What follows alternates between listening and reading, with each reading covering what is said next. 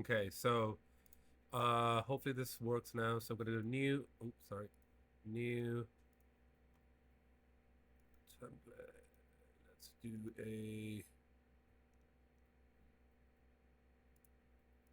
select the file, and I want my low poly. Now remember that it's not unwrapped, so low poly. So I'm gonna ask it to auto unwrap for me.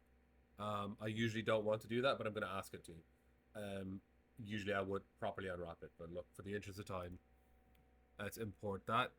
Now, when it's imported, it doesn't have the normal map, right? Because it's the what you call it, the low poly version of it. But what I can do in the texture set settings, the way I usually bake maps, when I click on bake mesh maps, in normal map, I want to use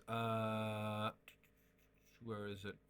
I want to add a high poly map. Use one. High definition meshes here. Let's go look for them. High poly mesh.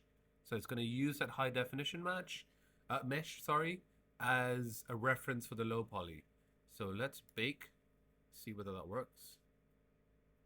And you see that the high poly detail goes into my low poly mesh, and it's in this here. It's a normal map. So this is it without, and when it's there, it has all my high poly detail, but the mesh is still my low poly mesh, and that's a pretty good what you call it, a pretty good um like bake. This used to be really difficult. You used to have to do something called a cage, but just so you know what it's doing, we used to manually do it.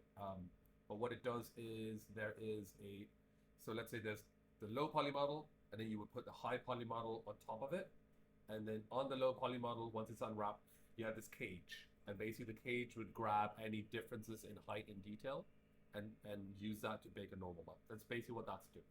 Okay, we don't have to make the cage. We don't have to do any of that stuff. Literally just does it automatically. But just so you know, that's what it's doing. So that's how it transfers the high poly detail to the low poly.